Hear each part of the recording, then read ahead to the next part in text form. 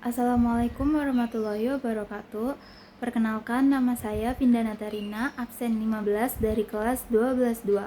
Di sini saya akan menjelaskan tentang proses katabolisme glukosa hingga terbentuk 36 atau 38 ATP. Yang pertama, tahap glikolisis di sitoplasma. Proses dimulai ketika satu molekul glukosa yang mengandung 6 atom karbon masuk ke dalam sitoplasma sel. Glukosa kemudian mengalami serangkaian reaksi enzimatis yang memerlukan sedikit energi pada awalnya. 2 ATP dipakai untuk memfosforilasi glukosa sehingga menjadi lebih reaktif. Setelah itu, molekul tersebut dibelah menjadi 2 senyawa 3 karbon yang sama, yaitu gliseraldehida 3 fosfat. Masing-masing senyawa 3 karbon ini kemudian diolah lebih lanjut sehingga menghasilkan energi. Dari proses ini terbentuk 4 ATP melalui fosforilasi tingkat substrat dan 2 NADH.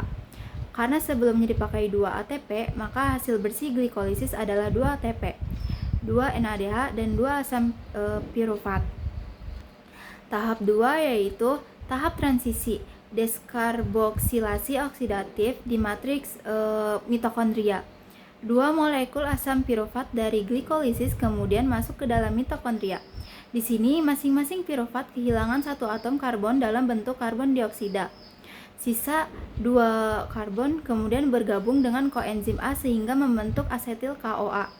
Selain itu, pada tahap ini terbentuk 2 molekul NADH, 1 dari tiap pirufat. Jadi tahap transisi menghasilkan 2 asetil CoA, 2 CO2, dan 2 NADH. Yang ketiga, tahap siklus Krebs, siklus asam sitrat di matriks mitokondria. Setiap asetil CoA memasuki siklus Krebs. Asetil CoA yang membawa 2 atom karbon bergabung dengan oksaloasetat 4 karbon sehingga membentuk sitrat 6 karbon. Molekul ini kemudian mengalami serangkaian reaksi enzimatis yang melepas 2 karbon dalam bentuk CO2. Selama 1 putaran siklus dihasilkan 3 NADH, 1 FADH2, dan 1 ATP. Nah, karena 2 asetil CoA dari 1 molekul glukosa, siklus ini berputar 2 kali. Maka total hasil siklus Krebs adalah 6 NADH, 2 FADH2, dan 2 ATP, dan 4 CO2. Yang keempat adalah tahap rantai transport elektron. Nah, semua NADH dan FADH yang terkumpul dari tahap-tahap sebelumnya masuk ke rantai transport elektron.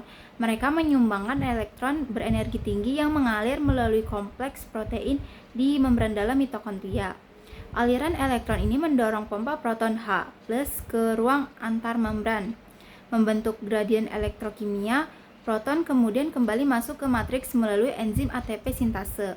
Energi dari pergerakan proton inilah yang digunakan untuk menempelkan fosfat ke ADP, membentuk ATP dalam jumlah banyak. Setiap NADH rata-rata menghasilkan sekitar 3 ATP, sedangkan FADH2 menghasilkan sekitar 2 ATP. Pada akhirnya, elektron yang telah kehilangan energinya bergabung dengan oksigen dan ion hidrogen untuk membentuk air. Nah, yang kelima yaitu jumlah total ATP-nya, jika dihitung secara keseluruhan dari 1 molekul glukosa. Dari glikolisis, 2 ATP langsung plus 2 NADH menjadi 6 ATP. Nah, dari tahap transisi terdapat 2 NADH menjadi 6 ATP. Dari siklus Krebs, 2 ATP langsung ditambah 6 NADH menjadi 18 ATP ditambah 2 FADH2 yang menjadi 4 ATP. Total keseluruhan adalah sekitar 36-38 ATP, tergantung efisiensi transfer elektron karbon dari NADH sitoplasmik.